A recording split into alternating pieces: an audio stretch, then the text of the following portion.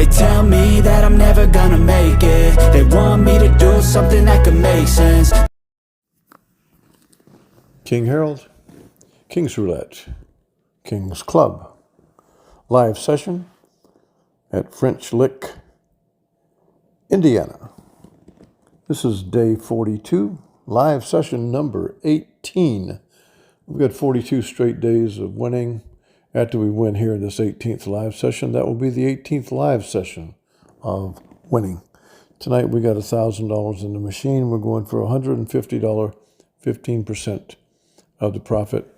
We're going to play Fibonacci one column, and we're going to play D'Alembert one column as well on the recovery. We are underway with the winner right at the start.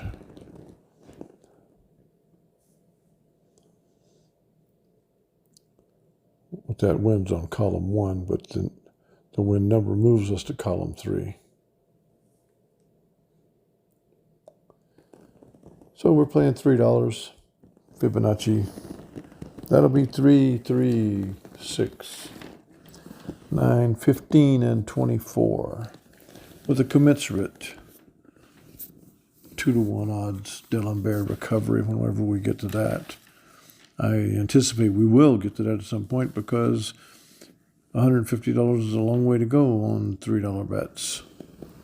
But this is the controlled way that we can show you how to play and never feel threatened and just letting it happen and watch the money mount up. There's another one.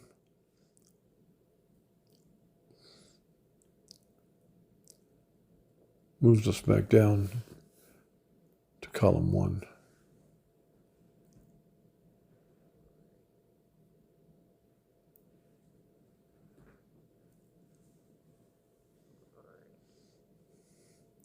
These machines down here in French Lick are very, very, how should I say, suspicious.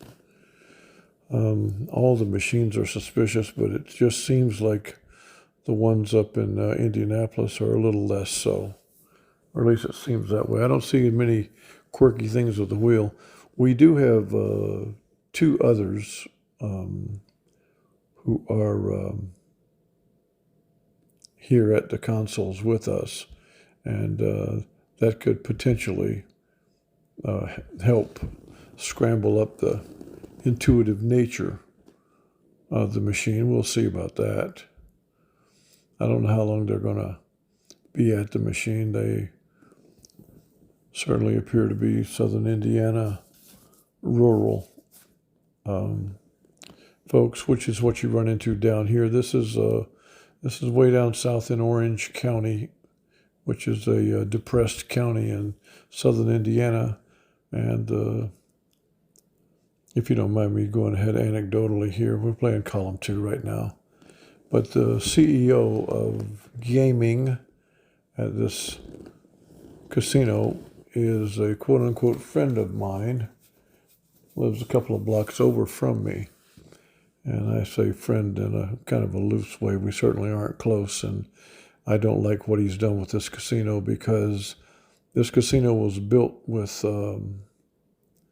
money from another corporation, and it was built to turn a profit the way casinos do, and it should do that. That's what it should do. But it was advertised as a place where the depressed area would have new jobs and new life, and new taxes would go into the outer counties, and the schools would benefit, and it was a big high fives all around, all it was going to be, and it's turned out not to be that at all. It's turned out to be a very low employment, growing place, and they figure out all kind of ways to handle the taxes, but moreover than that, 2 kinds of people come here ordinarily, and it's tourists that are well-heeled and come in here for fun, and the local poor county people who come in here because there's no other place for entertainment,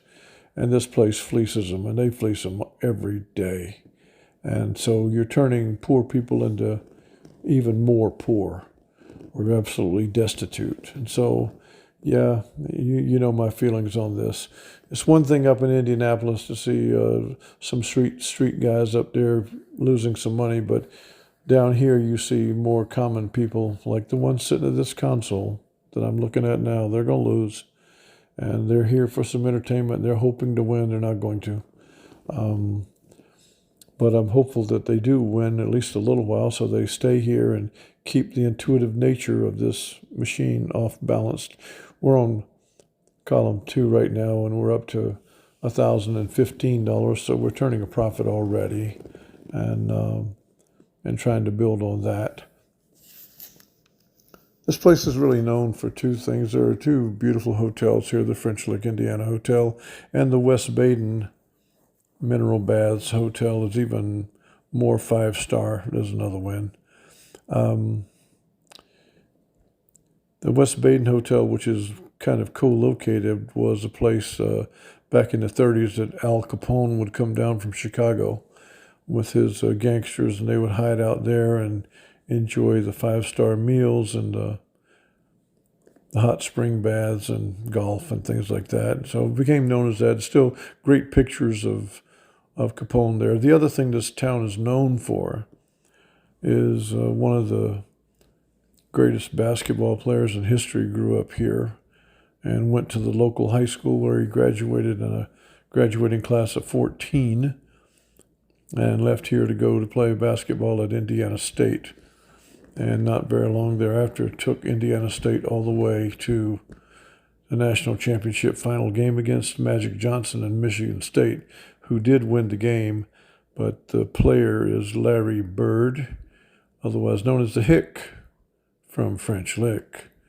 And he went on to a stellar NBA career, and he and Irvin Johnson are Magic Johnson are closest of friends still today over all the years and rivalry that they had. And both of those two guys were unique in that era. It's not so unique anymore, but in that era, they were both 6'9", and they could both handle the ball, and they could both shoot from the outside and the inside. It was a very difficult players to be matched up with during that era. Not so much today, as that kind of player is on every team these days. But back in those days, it was kind of rare. There's another $6 win right there off of column 1. And so that's kind of like a little bit of a background story about this area, but it is a depressed area, and it does take advantage of people in this casino, as all casinos do, but it's the kind of thing that bothers me. And I like coming in here and taking their money. I'm the only one I ever see doing it. It doesn't make me special or anything, but I know things that other people don't know. And now you know things that a lot of people don't know. You're not seeing random taught anywhere else. You're not seeing even talked about anywhere else. And yet you already know, more so than anybody, that random is what happens.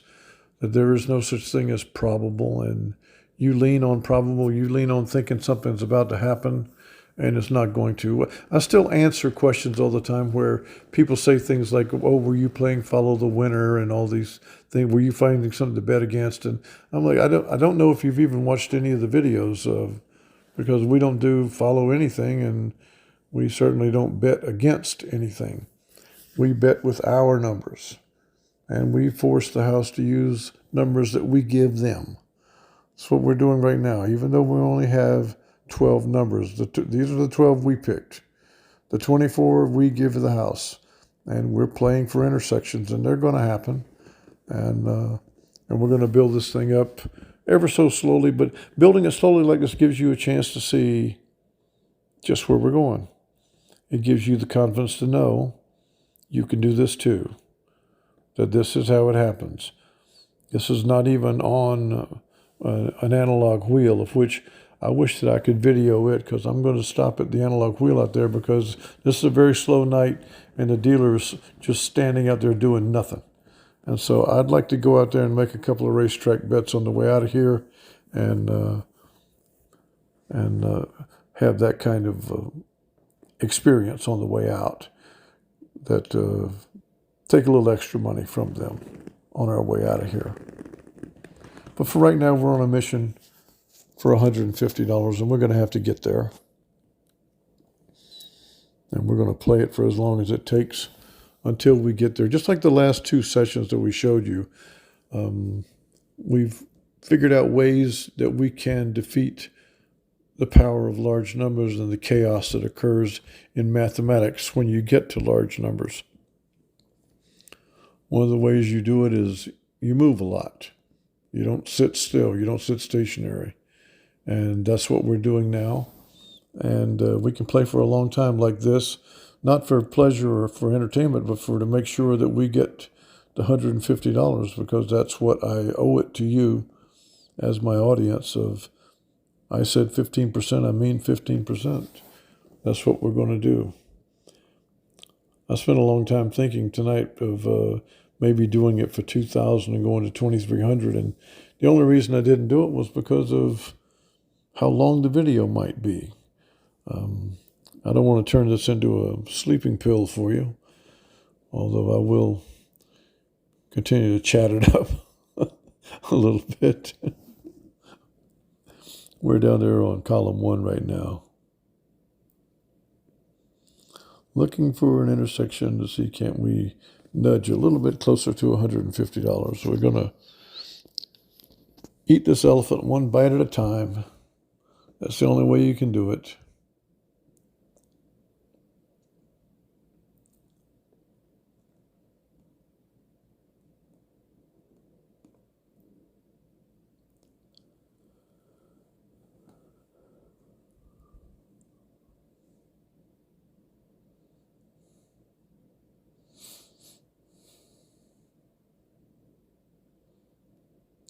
And there's another one. This one's a $6 bet that cashed out at $12. Give us a little jump up. Stayed on column 1. $3 bet.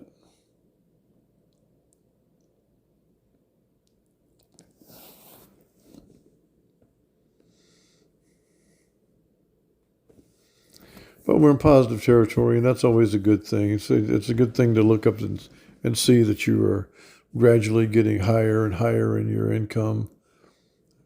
Of course, if we catch a rough patch and end up in D'Alembert, it'll be what it is until the D'Alembert recovers, because we're going to have to cover 6 bullets on the D'Alembert, so we'll be playing a higher number, and if we catch a couple, 3 or 4 losses, well, it's going to dig a hole, but we're also going to be at a level of a bet that as soon as it hits, all will be restored to where we want it to be.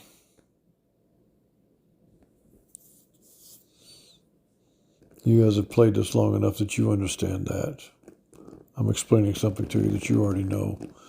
When you get deep into a recovery playing one column, well, you're pushing for the hit that will come, but in the meantime, in the near term, you're going to fall behind a little bit, and that will happen too when we get there.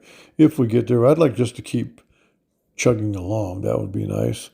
I could just chug along $6, $6 and $6, and just keep picking up that $6. That'll be okay.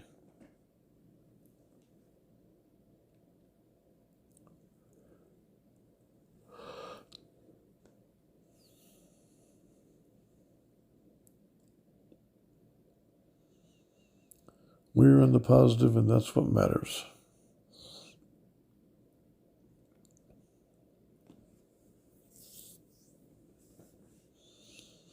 Playing the Fibonacci 1 column.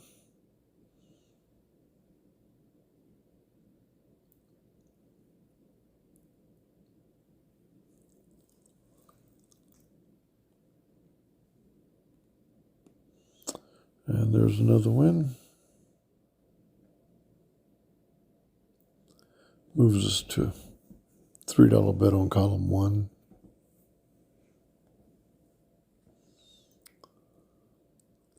I know how to put that $3 in. It's just I don't know if it's my suspicions or what it is, but I try to wait a little while before I put that last bet in, because that's when it registers that there is a bet here. And I try to get as close to the wheel moving and the ball being released as I can before even putting any kind of bet down. It might mean nothing. It's just suspicion, based a little bit on what I'm watching. I know we're trying to beat this place. We're trying to beat this place when they have everything in their favor.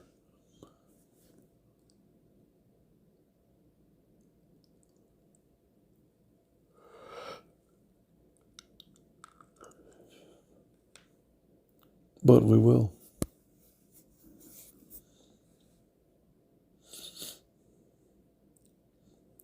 We've given out a lot of intellectual property in 42 days for free.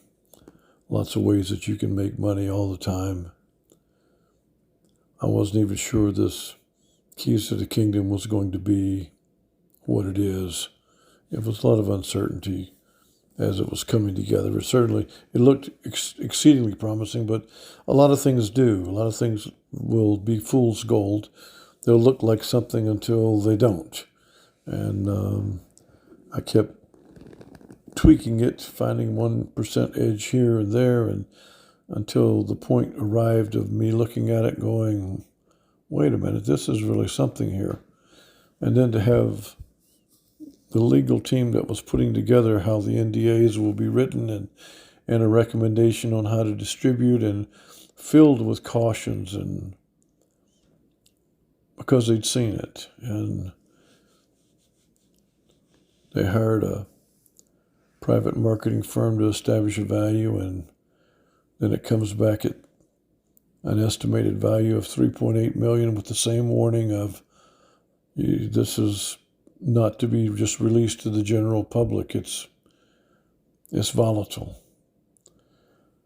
So we'll have to see what goes on from here. I do know that the lawyer and his paralegal and the marketing firm that I met with, none of them are the types to go to a casino at all, and they probably in the back of their minds think that it will fail at some point anyway. So I'm not concerned about any of them.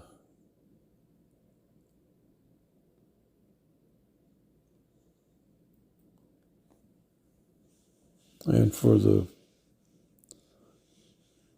kings, queens, princes, and prince, and dukes and duchesses, I'm not concerned about you guys either. I'm seeing responsible comments from all of you. The irresponsible comments are coming from the people that have been scarred with probability for so long. I use the term scarred because they're carrying their wounds. They don't want to believe, because believing would have them to admit something that they don't want to admit. They don't want to admit that their probability fails. They don't want to admit that they can't claim the victory. They want to claim the victory if it's something they did. Because so many things are based on, founded in vanity. These days, vanity rules everywhere. And that's what these other guys prey on when they are pushing that we're going to bet against this or bet against that or bet that this will happen. It's a means of saying that somebody gets to say they won because they were smarter. They knew what was going to happen. The kingdom knows you don't know what's going to happen in roulette. Roulette is 38 numbers, and anything can happen. They can come one after another. You can't bet against anything. But people still cling to that because they don't have anything else to hold on to. But we have been reviewed by someone who began to realize that we were onto something. Everybody's going to have to realize it. It takes a lot for them to drop their pride, to drop their shtick. This is what they've been doing for so long. The paradigm is sitting there right over their heads, and it's hard for them to move it.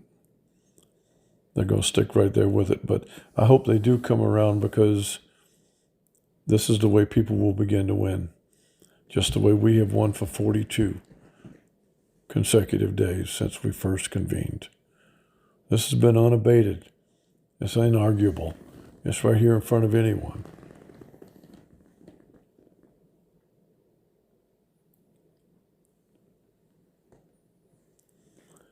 We are there on column 2.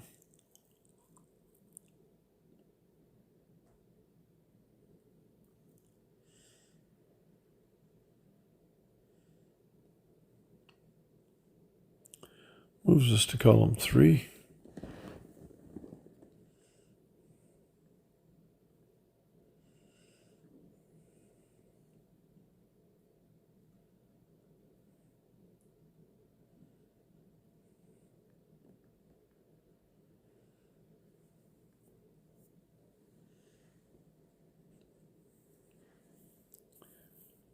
In French Lick, Indiana, trying to get a $150 profit out of a $1,000 investment. A 15% gain. The same thing we've been doing over and over and over again in the face of those who say it's way too aggressive. And I'm definitely not pushing back on that because I know it is aggressive and it's just what we believe we can do. It's what I believe my kingdom expects from me. That's where I set the bar, so I got to keep playing with the bar set there.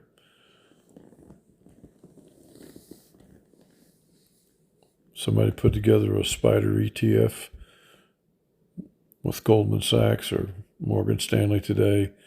They would kill to make 4% monthly. We make 15% daily.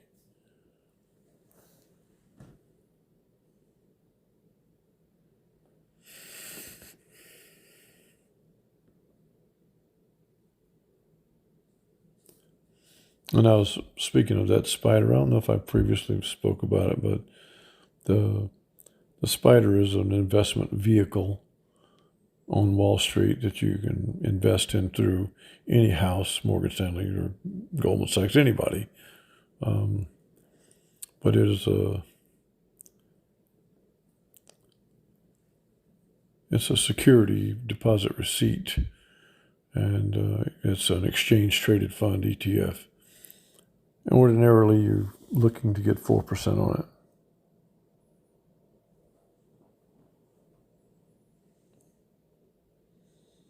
Which is solid return. Passive income, which this is a side hustle, passive income not related to a job, income that is generated from your bankroll, the same way as a stock investment is. And so in many ways, this is your investment. This is working out exactly as I had hoped. I didn't know from day one how it was going to work out, but I knew that I knew how to make money. And as you guys saw early on, all I did was the columns and triple martingale. So my game has gotten sharper too. I don't play that way anymore. I don't risk the money anymore. I don't settle for a 92% win rate. Right now, I'm winning the same as I am here. I'm winning on a 100% rate with less exposure. It's so much better. Dad said, keep doing the same thing and you'll get better at it. Well, this was something I was already pretty good at, but you guys have pushed me into 14 and 16-hour days of seeing nothing but numbers, and I'm getting a little better at this too. Thank you. I don't risk as much money anymore. I don't play the analog wheel as much anymore. But when I do go over to play it, I do enjoy it a lot. It's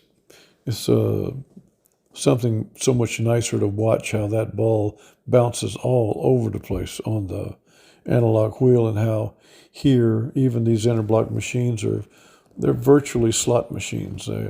The ball already has a good idea about where it's going to go in the general area. And so you've got to stay on your toes with this. And there's another nice little win.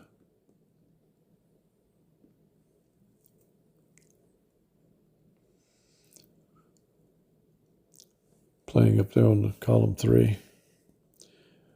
Always neat to look at column 3. Numbers divisible by 3 in column 3.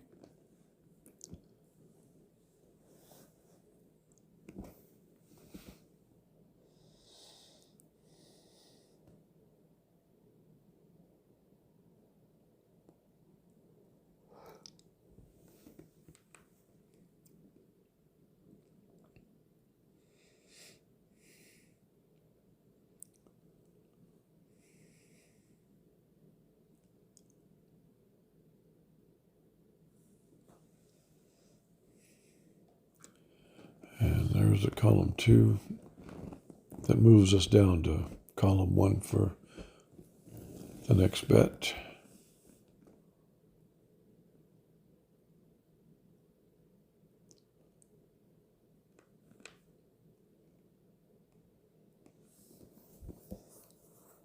Playing Fibonacci. Hoping not to go past the 6th bullet, but prepared for that eventuality. You wouldn't think you could just grind it out all the way to $150, but maybe we can.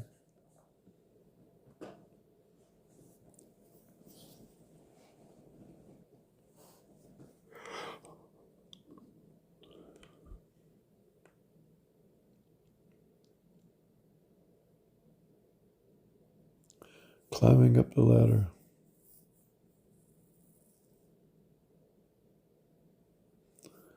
Of Fibonacci now, trying to get an intersection with a little more money on the table. Back up there on column 3.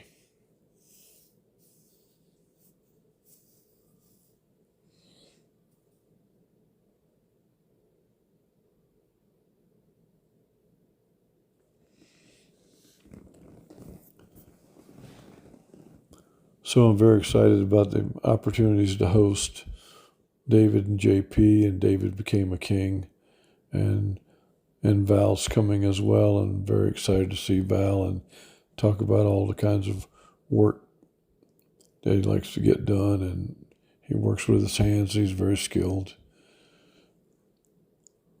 Looking forward to all 3 of them coming to stay at the palace, and others as well.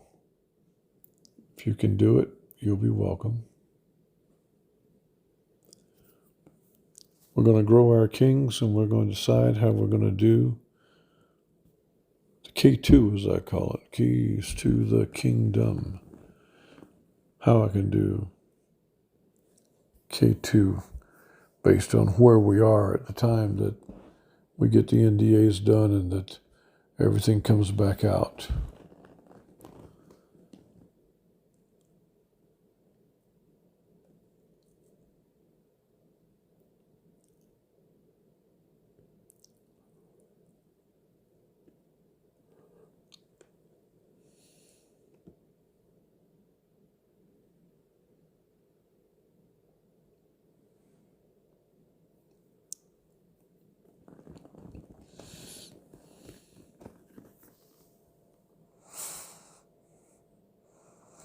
Looking for an intersection out of column 3.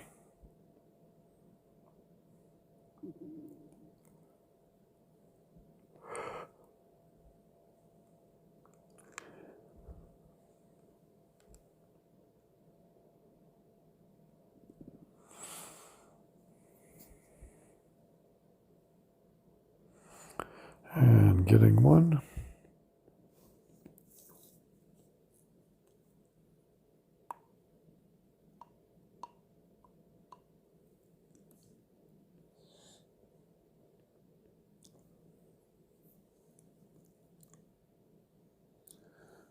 Moving to column 2, $3 entry-level Fibonacci.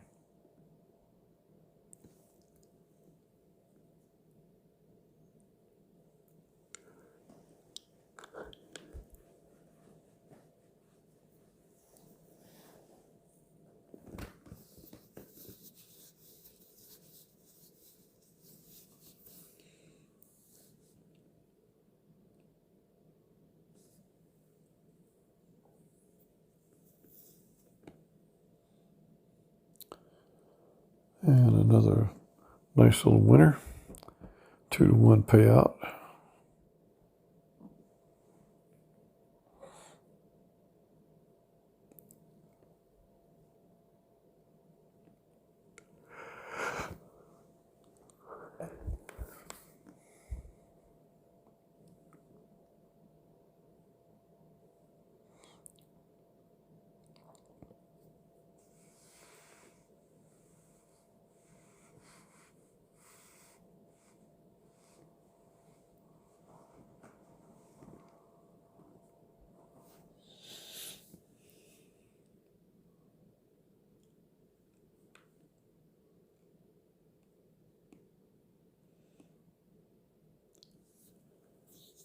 Got this bet going on column 2, and that's a loser.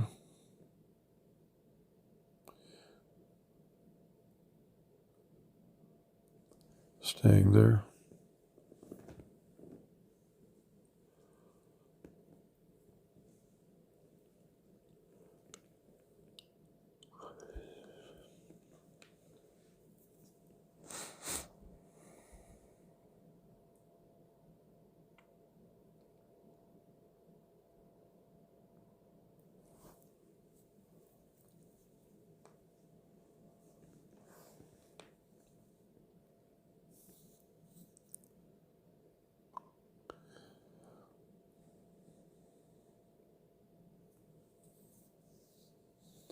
And there's a winner on column 2.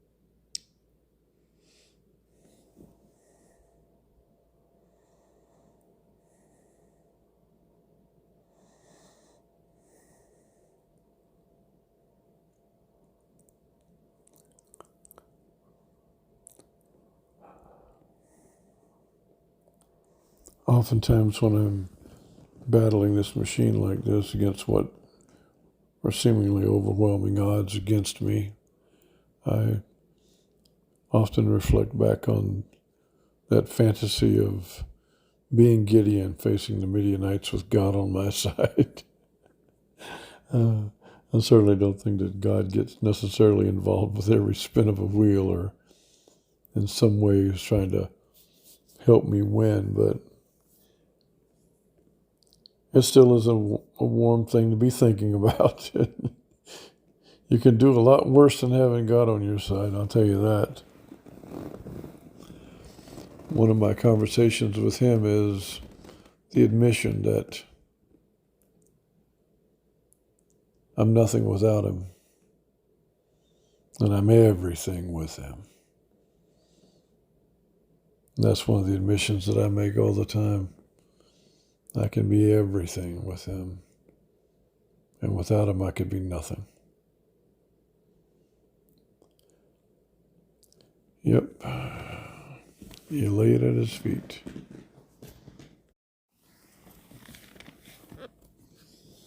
And we're continuing our march.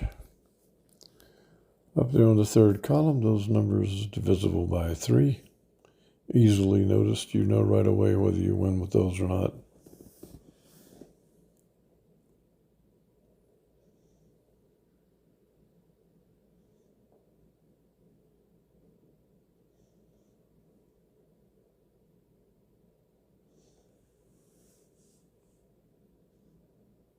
And that's a 34, so we stay up there on column 3.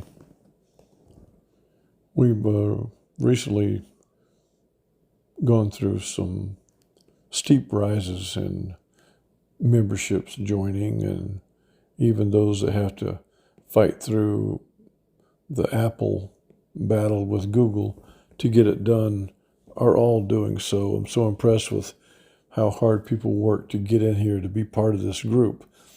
But then I was reflecting back on it, and I was thinking, at the king and queen level in particular, this is not just given away. You're making a sacrifice to be here. And when people make sacrifices for things, so that I respect and appreciate it. I don't take it for granted at all. At any level, the Duke, Duchess, the Prince, Princess, the King, Queen. I certainly would love for everybody to be a King, Queen, because I want everybody in line for all the benefits that are going to be coming. And there will be plenty of opportunities to upgrade if somebody decides to, but some people just are not capable of going to that level. But one of the things that had occurred to me about that is a person will do something like that when they're acknowledging that they're getting something out of it. But the second thing is, by participating at that level, they're demonstrated that they are loyal and vested in it. Not only do they believe it, which there's plenty of reasons to believe, it's been on display for you, but you're also demonstrating that you're a vested part of this. You're a shareholder. You're involved in what I'm trying to put out. You have appreciated what I've been giving for free. You've appreciated the kinds of discussion. You've appreciated I hope some of the life coaching. I hope some of the demonstrations of my faith have been on display for you and warm and good feelings. And I'm going to take a little bit of a chance and go into something that's near and dear to my heart. And I can do this on cruise control right here, but there's all kinds of things that go on out there that people have to deal with, and I recognize it because I see it all the time, and struggles that people go through, and that's one of the other things that makes me so filled with gratitude about the level of kings and queens that are coming in. And I'm looking for some of the queens that are out there to join us, that some of the people that I'm actively engaged with, that if they can swing it to move to the king and queen level, we certainly are hoping that they can do that. But it has to do with being vested in something. It's like if they gave away a gym membership for free, and you've got a gym there, and okay, you can go work out, yeah, and you might do that. But if they charged you for it and you paid for it, now you're vested in that gym, and you're going to go now. I mean, you're not going to pay to be a member of the gym and not go. You're not going to pay a trainer to train you to get you in better shape, but then not make it to the appointment. When people pay for things, all of us, we're then vested in that. And demonstrative of those very things is how active you're involved. I mean, I'm inundated with emails from kings right now, and I owe the response. I had Chuck Ritter, who recently jumped in with us and went through all the hoops to get himself in, and he's a very impressive gentleman. He saw a blackjack special session and asked very, very pointed questions about counting the cards and when that's of value and what kind of table to sit at and where to sit at the table and how to handle the bets with D'Alembert and how much separation. I mean, all the questions that he was asking were so absolutely spot on. It was impressive. And I got to tell him, like I would tell all of you guys here, if you're playing blackjack, just go sit down and play. Don't do any of the doubling down. Don't do any of the excessive splitting. Don't do the excessive double down after the split. There's a reason all those bets are offered by the house. And even the so-called professionals at blackjack haven't caught on to what the king already knows. When the house offers you something to do, it benefits the house. Every time somebody doubles down, yeah, they have a chance, but they also have a chance to lose 2 bets now, and that's what the house wants.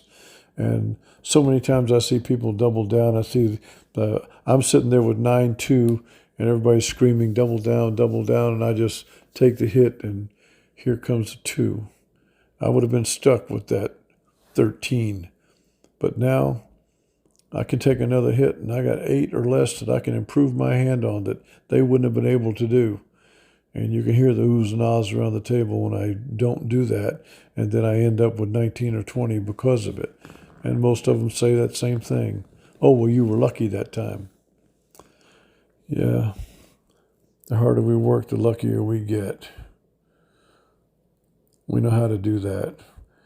You do split 8s in blackjack. You split 8s all the time. This really the only hand that you do split. You do split nines on tricky times. And you split nines against an 8 for the obvious reason you can turn that 9 into a couple of 19s. You split it against a 9 because you don't want to be sitting there with 18, which is a 52% loser, by the way. It seems like a really good hand, but it loses more than it wins. And you don't want to be losing with your 18 when you could turn it into a 19. And also, by all means, against a face card or an ace, you're going to split nines also. So in blackjack, you're going to split nines sometimes. You're going to split eights all the time. You're going to split everything else. Never. You're going to double down. Never.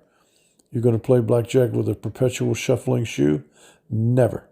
You can play blackjack with a dealer that's shuffling 6 decks of cards and putting them out there visible to you. Yeah, that's the game you're going to play. You'd like to have 3-2 blackjack pay. You're probably going to get stuck with 6-5 because you're dealing with a criminal greed organization in every casino. And everything they can do to try to limit your opportunities, that's what they do.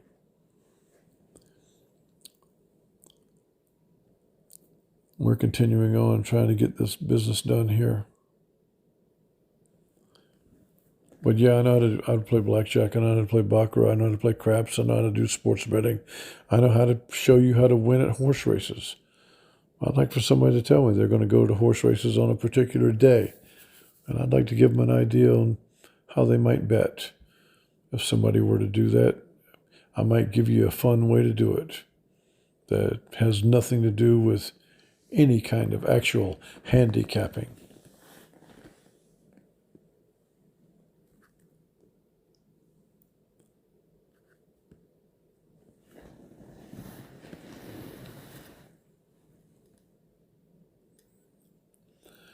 Nice win there.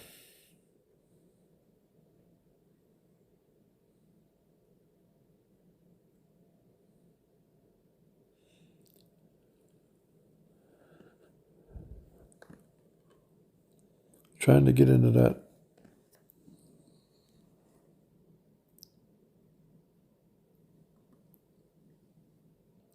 $150.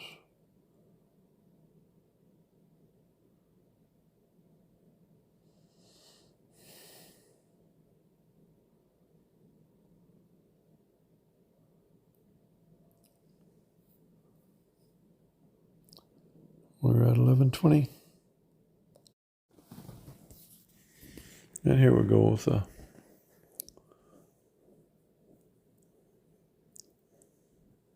waiting it out now, and I'll tell you why I'm waiting it out. And we're trying to wait as long as I can to make a bet right now and still get it in. Even if it's $3 I want to win, I want to win every bet. And we do have an issue right now, a further muddy the water issue when we're at 11:17. We're on our way to making it to 150, but a monkey wrench just got thrown into the contraption that could cause us some problems. And I'm vigilant for it. See, can I mitigate what I am seeing out there on the horizon? And there's a loss. Suddenly we're not doing so well. The couple that was here playing, there were 3 of us playing at the consoles, and they just lost their last dollar and got up and were waving goodbye. And I immediately knew I'm the only one playing now. And that creates suspicion in me now that every piece of software in this interblock machine can now target the one guy that's sitting here playing. And I'm watching ever vigilant. We've had pretty much winning once of every 3, maybe once out of every 4. We've not had any real hiatus or lulls in our winning. It's been pretty steady all night long. And all right, well, there's another loss.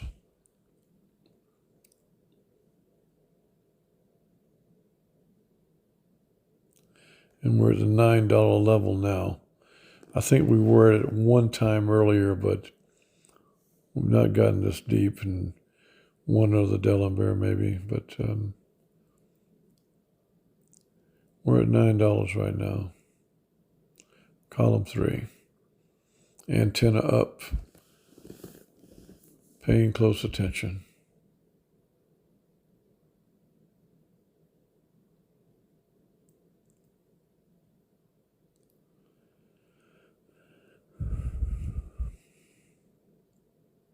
Yep. Suddenly.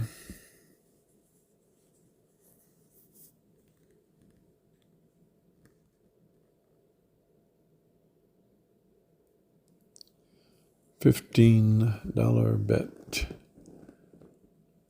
on column 2. Hoping that I'm wrong, hoping that it's honest, not expecting it to be.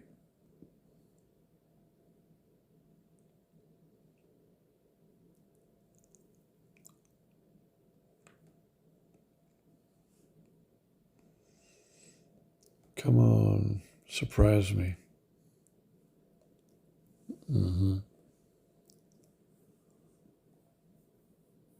Yep, there you go. That's no surprise at all. So we're continuing on.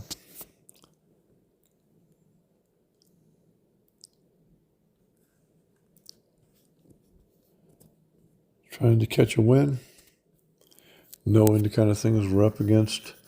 But I will say this, if we were playing probable, well, we said, well, this column hasn't hit in so long, and I'm just sitting there and sitting there and sitting there, well, I'd be a sitting duck.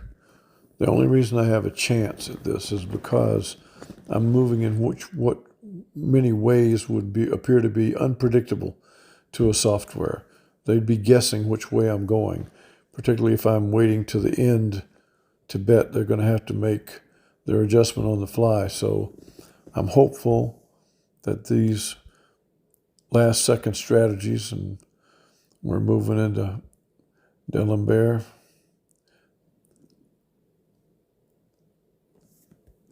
On the first column, we've used all the bullets of Fibonacci, and we're moving into the next level of play. Trying to put the bet in as late as I could, moving to a different column.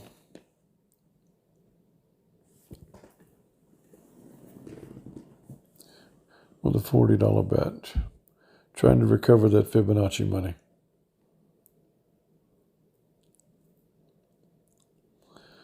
Yep. Wins have suddenly become difficult.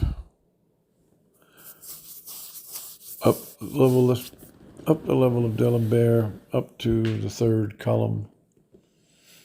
Looking for that famous number divided by 3.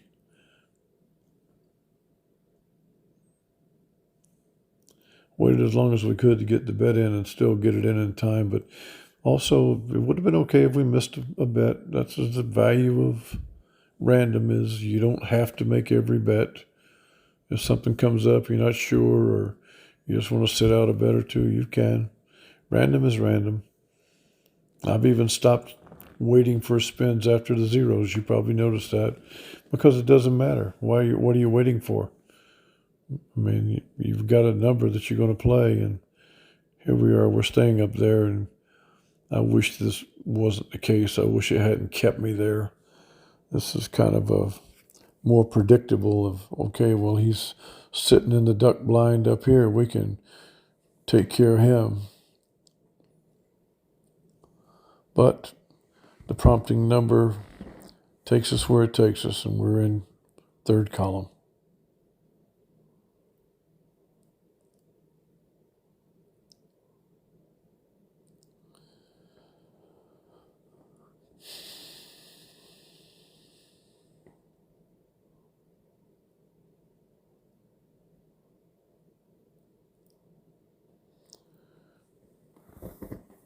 Yep. And the bankroll is going down. Well, not the bankroll, but the amount we've won has disappeared. But we've got enough money in action on D'Alembert that any hit will get it done for us. So still not having any fears, and Gonna stare into the abyss unblinking. That's what you do. Patience and discipline. Tenet 3 of the algorithm. That's what it takes. I can tell you that me working these numbers like I do and pushing them at you as well, it's great mental exercise for you. This is great mental exercise for me. Well, look at that. A $200 win.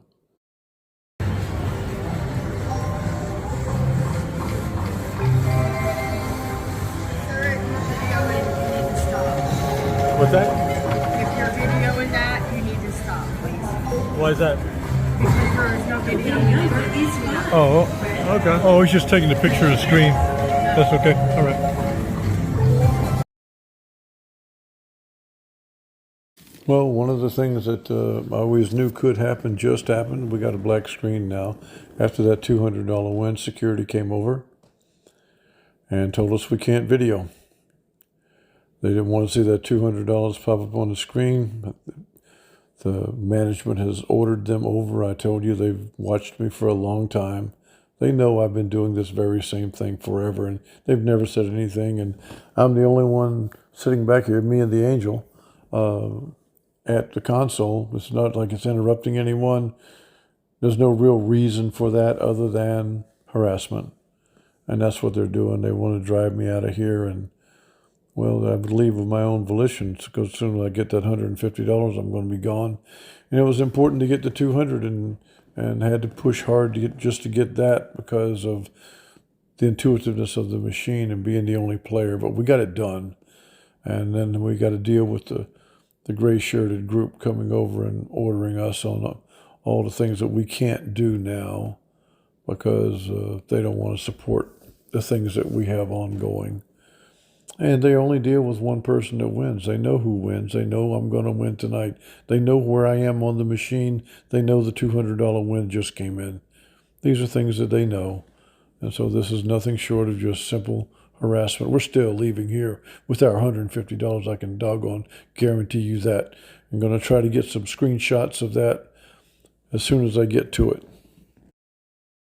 So in spite of dealing with a solitary machine who knew what we were doing, we moved around quickly and we got it done. We made the $150 despite the intrusion from the security trying to harass us and make us want to leave. We got the $150. That rabble-rouser angel here, he got back in, going to get some video for you and snapshot of the outcomes so that you can see things. And then I'm going to stop by the analog wheel and take some more money off these people before I leave. They're going to have it all on camera, knowing exactly what happened to them.